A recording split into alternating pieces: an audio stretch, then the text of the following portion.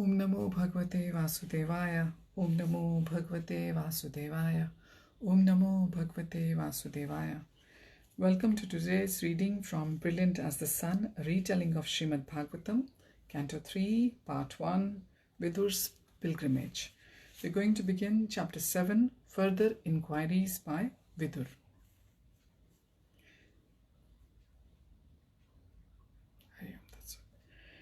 Vidur raises doubts he has heard from atheistic, empirical philosophers who argue that as the material energy comes from Vishnu, he must be influenced by illusion. Maitreya refutes this argument, describing the supreme position. Vidur then asks many questions with a desire to dispel misleading and spiritually harmful misconceptions. The sun was low in the sky, its reddish rays shimmered on the gently flowing river.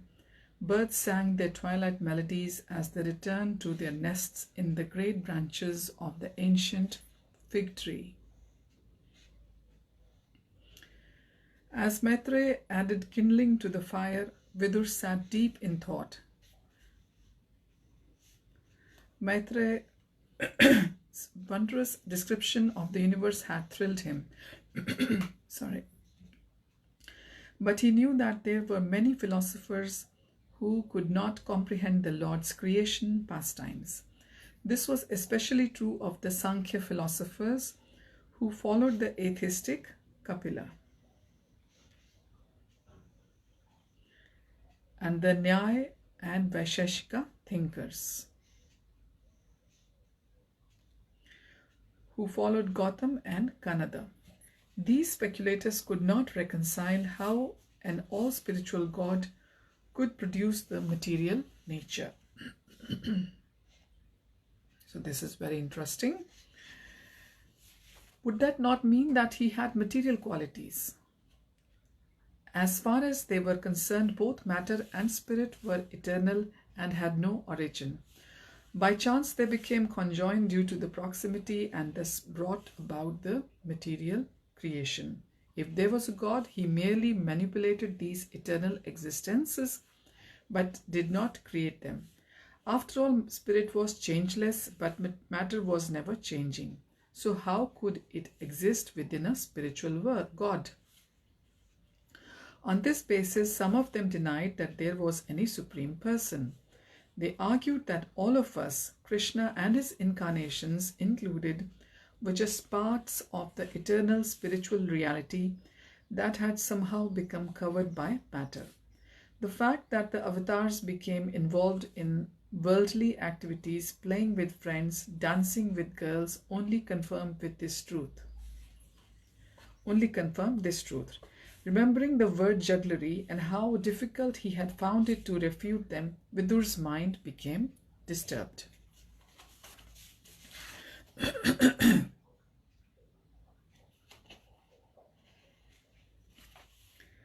Maitreya said, "You seem troubled, my friend." Now we're going to cover verses 1 and 2 from chapter 7.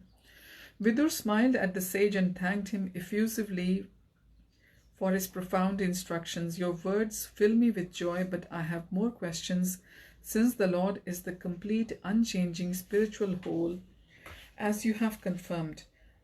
How can the modes of nature, which are always generating change, come from him? If he personally creates the material nature with its manifold qualities, how can he be free of material attributes? After all, he is never separate from his energies, so the material nature and her three modes must also be within him. How then is he completely spiritual?" Maitreya, sensing there was more on Vidur's mind, waited patiently. Verse 3, Vidur collected his thoughts and continued, "O learned one, in the material world, all desire is born out of mode of passion. And as we all know, the mode of passion begins during the daytime from 10 a.m. onwards, and it continues throughout the day.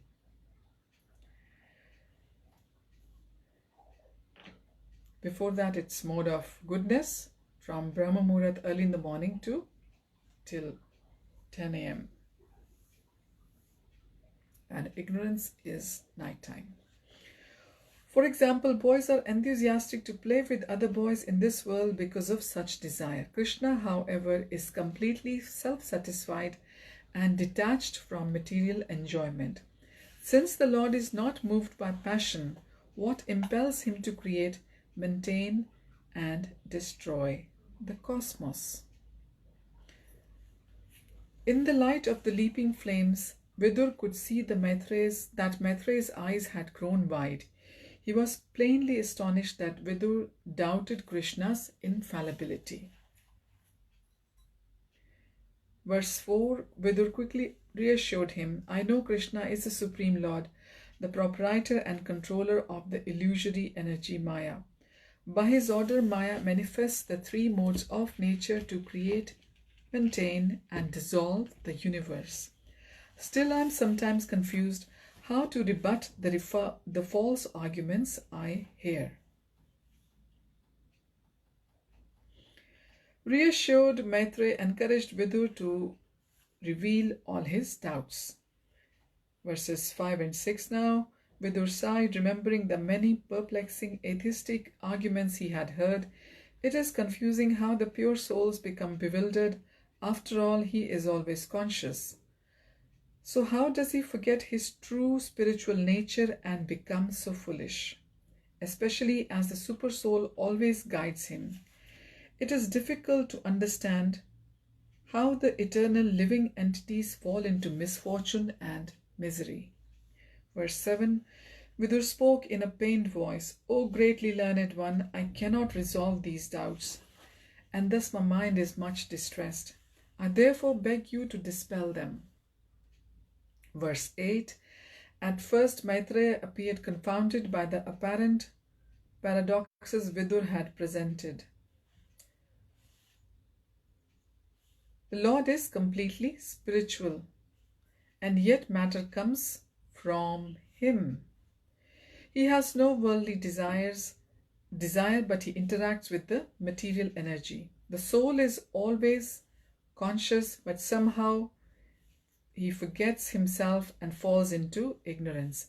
And although the all-powerful well-wisher of living beings guides us from within the heart, we still suffer. And who is this powerful living being? A well-wisher who is guiding us from within heart is the super soul, the localized aspect of Paramatma, which is seated just by the soul, our soul. And let's unfold it. Verse 9, Maitreya mentally prayed to the Lord before replying, let me summarize the first two misconceptions. Atheistic logicians contend that since the modes of nature come from Vishnu, the supreme Brahman, and exist in him, they must therefore influence him. This, however, makes no sense because the supreme, by definition, cannot be overpowered by his own subordinate energy. Actually, his producing the material world from himself and yet remaining aloof from it cannot be understood by logic. So this is very, very important, very, very powerful statement. Here, though, is an analogy to help you understand. Maitreya described how the sun creates clouds, rain and snow by its energy, yet none of these affect the powerful sun in any way. Only the living beings are covered by clouds. In the same way, it is only the individual soul who become conditioned by the modes of nature because they are minute and weak. However, when they realize the form, knowledge and bliss of Krishna, they are at once freed from illusion. What then of the Lord himself? Vidur looked at Maitreya with admiration as the import of his words struck him. The sage had cut right through the senseless speculations which abound among atheists. How can Krishna be deluded? Vidur thought of another analogy. A king may enter a prison to inspect it, but he is not himself a prisoner. Similarly, the Supreme King Krishna comes to this world, but he is never under its laws. Yes, said Vidur, I see that now. Verse 10, Maitreya continued, regarding your question about the suffering of the living entities, this is because they falsely identify with their material bodies. The pure soul dwelling within all bodies never suffers. So that is why no matter how much old we get in our physical body, in our age, we always feel happy somewhere. We always can relate to the happiness and bliss. That is because of the nature of our soul, which is also always happy, full of knowledge and full of and it is eternal because it is coming from Krishna. Krishna is Satchidan Anand, Satchit Anand, Sat Chit Anand, and when we join it, it becomes Satchidanand. So Lord is Satchidanand, and our souls are coming from Lord. So that's why we are also always blissful. What changes is only the physical body. It ages, but the soul, it remains same. Vidur looked doubtful. How could Maitreya deny suffering? Maitreya explained, a man may dream he is being murdered and thus experience great fear and misery. When he wakes up and realizes it was a dream, his distress vanished. So it is with the soul. We are not the material body. When the body experiences harm, the soul is not harmed. Only while we identify with the body do we experience suffering. Verse 11, Maitreya looked up at the moon shining brightly in the cloudless night sky. He pointed out to Vidur how the moon's rays sparkled on the gently lapping waters of the river. The Lord is like the moon, and the living beings are like its rays. When the moon is reflected in water, it appears to tremble when the water moves. Similarly, living beings in the bodily concept of life feel distress when the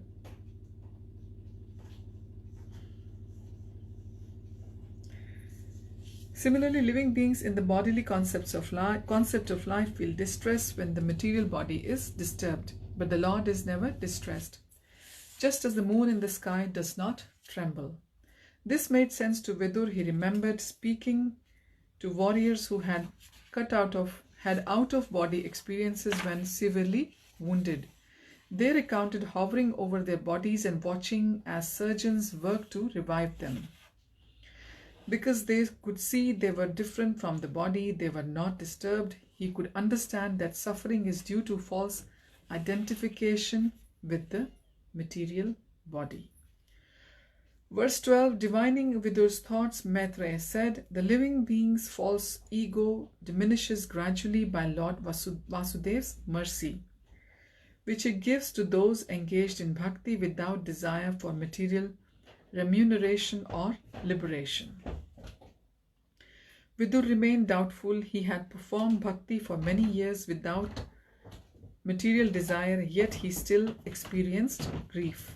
Verse 13, Maitreya reassured him, Krishna sees everything when, with our body, mind, words and possessions, we become exclusively absorbed in his loving service. He becomes pleased. Then he elevates us to transcendence where our senses are satisfied and no longer troubled by material suffering. Vidur wondered how conditioned souls could raise their consciousness to the point of exclusive devotional service to Krishna. Verse 14, understanding his mind, Maitreya said, the easiest and most effective means of elevation is to hear and chant Krishna's names and to discuss his glories. By regularly doing these simple activities, even without spontaneous attraction for Krishna, one will attain relief from unlimited miserable conditions. What to speak of one who hears and chants about Krishna with transcendental love? Such a person can bring the supremely powerful Lord under his control. Vidur's heart was pacified. Remembering his brother Dhritarashtra, he saw the truth of Maitreya's words. The blind king was not accustomed to hear and chant about Krishna. So it was no wonder that he had acted so foolishly. Feeling a surge of compassion, he decided to return to Hastinapur and to try to engage Dhritarashtra in the activities of bhakti and thus deliver him from material bondage.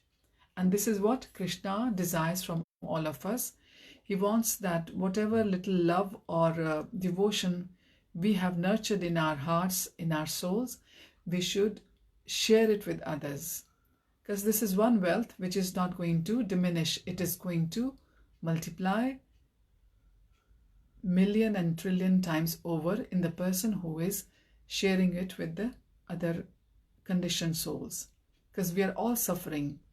And Krishna wants us to get out of this suffering, and if we can help the ones who are still under the illusion, who haven't got the taste of chanting and hearing the glories of Lord, we should start with our small steps, and it can reawaken their dormant love for Krishna. Verse 15, with a grateful heart, Vidur said, O powerful sage, O master, all my doubts about the Lord and the living beings are now removed.